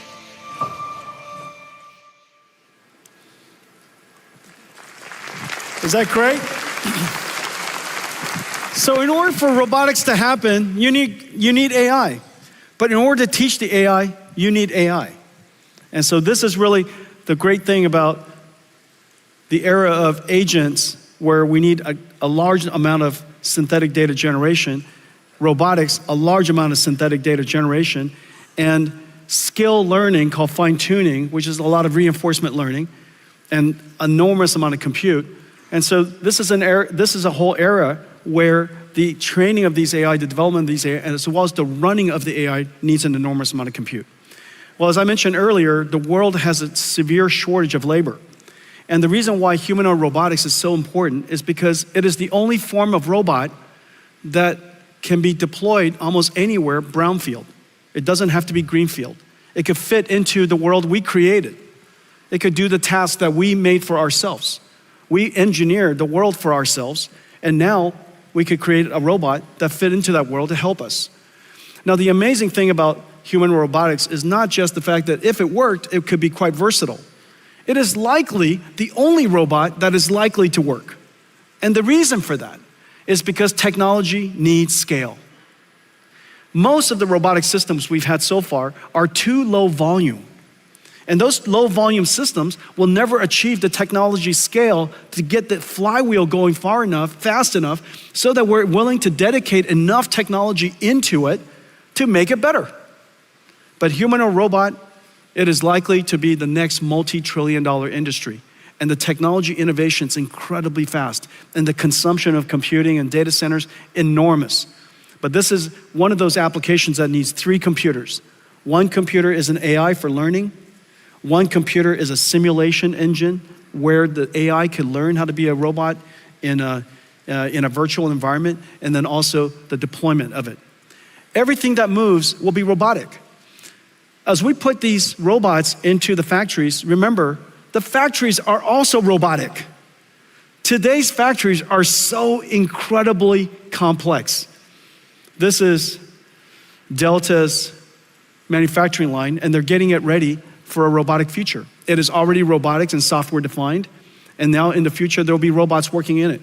In order for us to create robots and design robots that operate in as a fleet, as a team, working together in a factory that is also robotic, we have to give it omniverse to learn how to work together. And that digital twin, you now have a digital twin of the robot, you have a digital twin of all of the equipment, you're gonna have digital twin of the factory. Those nested digital twins are gonna be part of what Omniverse is able to do. This is Delta's digital twin. This is WeWin's digital twin. Now, while you're looking at this, if you look at it too closely, you think that it's in fact photographs. These are all digital twins. They're all simulations. They just look beautiful. The image just looks beautiful, but they're all digital twins. This is Pegatron's digital twin. This is Foxconn's digital twin. This is Gigabyte's digital twin. This is Quanta's. This is Wistron's. TSMC is building a digital twin of their next fab. As we speak, there are $5 trillion of plants being planned around the world. Over the next 3 years, $5 trillion of new plants. Because the world is reshaping, because reindustrialization moving around the world, new plants are being built everywhere. This is an enormous opportunity for us to make sure that they build it well and cost effectively and on time. And so putting everything into a digital twin is really a great first step and preparing it for a robotic future. In fact, building that $5 trillion doesn't include a new type of factory that we're building. And even our own. 他现在把那个川普啊，要打造美国的制造业这件事，要盖很多工厂哦，拿来卖他的这个 Omniverse Digital Twins 哦，就是说，哇，未来这个世界的工厂要迁移啊，有大量的新工厂要盖啊，所以未来的工厂都要我的这个 Digital Twins 啊。哦，我觉得他真的很厉害，很厉害。Let's take a look at all of this. Taiwan is pioneering software-defined manufacturing. TSMC, Foxconn, Wistron, Pegatron, Delta Electronics, Quanta, WeWin, and Gigabyte are developing digital twins on NVIDIA Omniverse for every step of the manufacturing process. TSMC with MedAI generate 3D layouts of an entire fab from 2D CAD and develop AI tools on CUDA that can simulate and optimize intricate piping systems across multiple floors, saving months of time. Quanta, Wistron, and Pegatron plan new facilities and production lines virtually prior to physical construction, saving millions in costs by reducing downtime. Pegatron simulates solder paste dispensing, reducing production defects. Quanta uses Siemens Teamcenter X with Omniverse to analyze and plan multi-step processes. Foxconn, Wistron, and Quanta simulate power and cooling efficiency of test data centers with Cadence Reality Digital Twin. And to develop physical AI-enabled robots, each company uses its digital twin as a robot gym to develop, train, test, and simulate robots. Whether manipulators, AMRs, humanoids, or vision AI agents as they perform their tasks or work together as a diverse fleet. And when connected to the physical twin with IoT, each digital twin becomes a real-time interactive dashboard. Pegatron uses NVIDIA Metropolis to build AI agents who help employees learn complex techniques.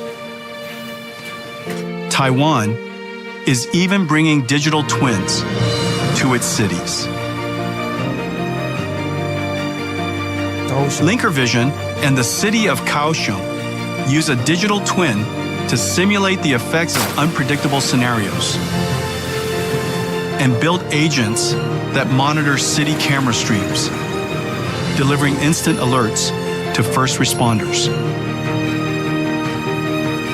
The age of industrial AI is here, pioneered by the technology leaders of Taiwan, powered by Omniverse.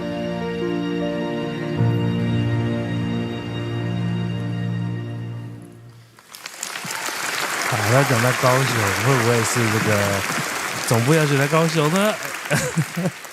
My entire keynote is your work.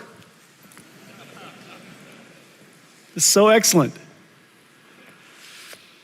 Well, it stands to reason that Taiwan, at the center of the most advanced industry, the epicenter where AI and robotics is going to come from, it stands to reason that this is an extraordinary opportunity for Taiwan. This is also the largest electronics manufacturing region in the world. And so it stands to reason that AI and robotics will transform everything that we do.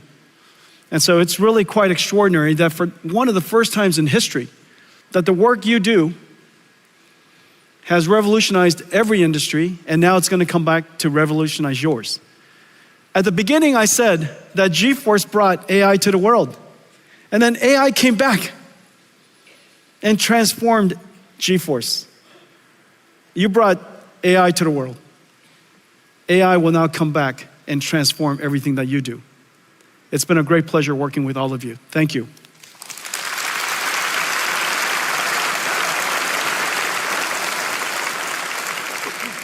I have a new product. I announced several products already today, but I have a new product to announce. We've been building out in Space Dock for some time. And I think it's time for us to reveal one of the largest products that we've ever built. And it's parked outside waiting for us. Let's see how it goes.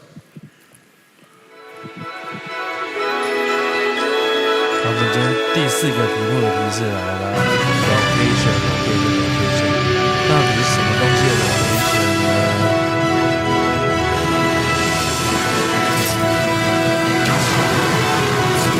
他讲的，他应该讲的，他非要来。飞到台湾，飞到台湾，飞到台湾哪边？是北部还是南部呢？哇！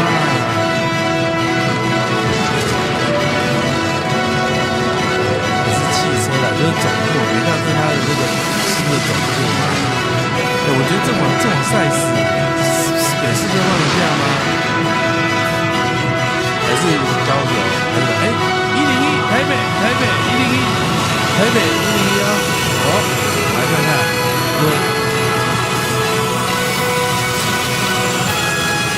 这个地方在河旁边，这是北市科吗？还是内湖？这个看起来，这个是那个，这是机场那边吗？还是哪边？花博吗 NVIDIA Constellation。这是台北啊，台北哪边？这个位置。NVIDIA Constellation. Well, as you know, we have been growing. And all of our partnerships with you have been growing. The number of engineers we have here in Taiwan have been growing. And so we are growing beyond the limits of our current office. And so I'm going to build them a brand new NVIDIA Taiwan office. And it's called NVIDIA Constellation.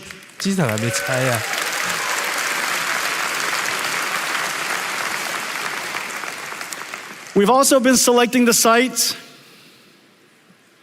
We've been selecting the sites, and all of the mayors and all the different cities have been very kind to us. And I think we got some nice deals.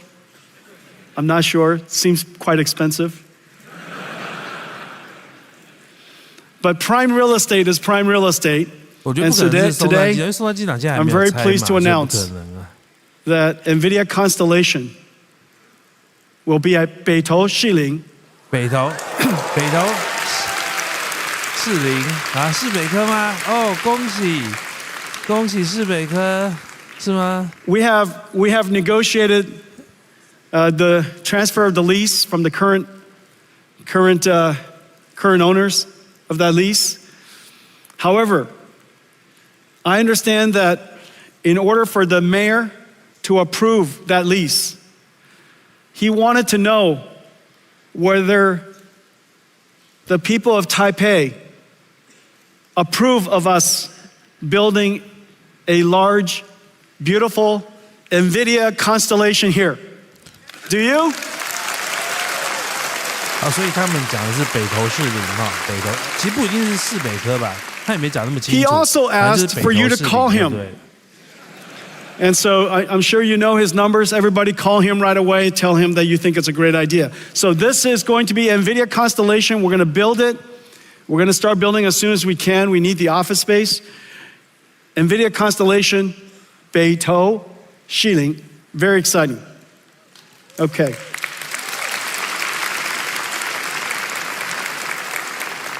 Well, I want to thank all of you. I want to thank all of you for your partnership over the years. We are at a once-in-a-lifetime opportunity. It is not an understatement to say that the opportunity ahead of us is extraordinary. For the very first time in all of our time together, not only are we creating the next generation of IT, we've done that several times. From PC to internet to cloud to mobile cloud, we've done that several times. But this time, not only are we creating the next generation of IT, we are in fact creating a whole new industry. This whole new industry is going to expose us to giant opportunities ahead. I look forward to partnering with all of you on building AI factories, agents for enterprises, robots. 提醒大家一下哈，资讯栏有等一下我们抢答的表单哦。等一下我们4个题目的提示。第一个题目的提示 name， 第二个提示 money， 第3个提示 number，第4个题是 location。好啊，黄仁勋的演讲正式结束了，那我们准备要出题了哈。大家记得去赶快打开哦，等一下我们要公布题目咯，我们公布题目了之后就要立刻抢答咯哈。那一抢答我们先把这个抢答的网页开给大家哈，开给大家，这个我把它投影出来，等一下啊、哦。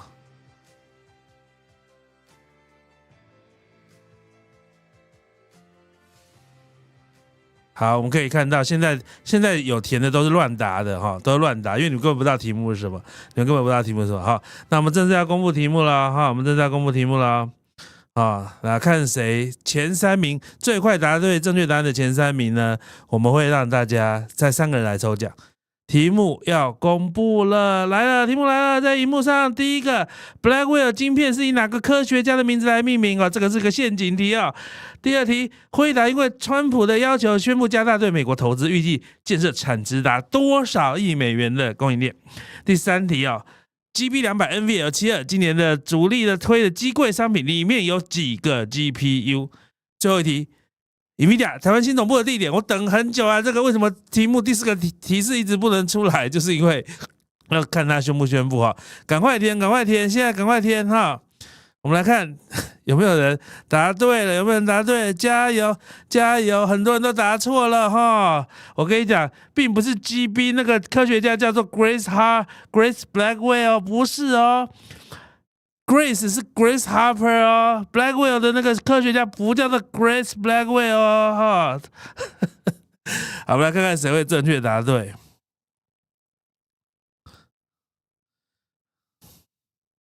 好，我们来看看哈，来卷看看有没有人答对。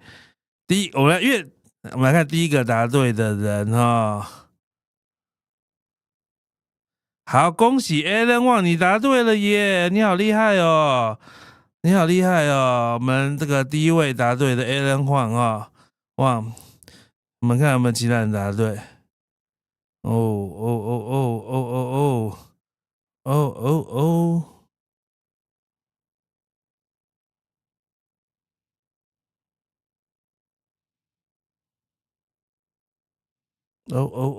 好，下一个答对的是温，你也答对了，恭喜这第2位哈。我们来看什么叫塑造美元？什么塑造美元？你这样不行啦！哎呦，第3位 Jordan 来 ，OK， 我们前3名都出来了，恭喜这3位哈。那个，有人好可惜哦，有人你看你这样 UJ 这位，你 David Harold Blackwell 都答对了，结果。5000亿美元，你居然写成4000亿哈，就差了一个1000亿，你就没有答对。好啦，我们今天的这个三位这个领先者已经出来了哈。我知道一定会有人答成 Grace Blackwell 哈，这个没有办法，其实是 Grace Harper 啦哈。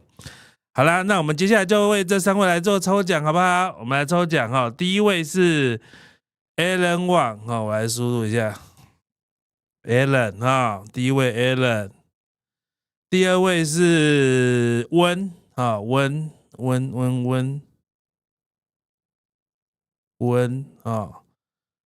第3位是谁？第3位是 Jordan 来，我们来看看这3位到底谁抽中啊？没有抽中的就等一下我们来恭喜他们好不好Jordan OK 好，那我们这3位完成了，准备要抽签了那个我们来看看到底是这3位哪一位答对OK 抽中好，那开始咯，3、2、1，噔噔噔噔噔噔噔噔噔噔噔噔噔噔噔噔噔噔，开封有一个抽奖人。Jordan， 恭喜啦！我们恭喜 Jordan 抽中了哈，这个继 Michael Jordan 成为篮球之神的我们的 Jordan 也抽中了我们 RTX 5090黄仁勋亲签版的显示卡哈，恭喜这位 Jordan 哈，恭喜你得到了哈，那恭喜你，恭喜恭喜恭喜你呀，恭喜恭喜恭喜你。台湾有一个Jordan，他今天抽中了 RTX， 等，这张 RTX 还有签名的人是黄仁勋。好，恭喜！好，那我们今天的这个直播就到这边了哈。那我们非常谢谢这个健身晃替我们带来精彩的演讲，也感谢这个台湾的 NVIDIA 提供我们这么好的奖品抽给大家，好不好？好，那我们今天就到这边了。好，我们今天晚上还是有 N 观点的直播哈，我们今天晚上还是有 N 观点的直播，晚上10点请锁定我们。好啦，就这边了，大家拜拜，晚安啦，拜拜，不是晚安啦，午安啦，拜拜啦，我要去吃饭了，大家拜拜。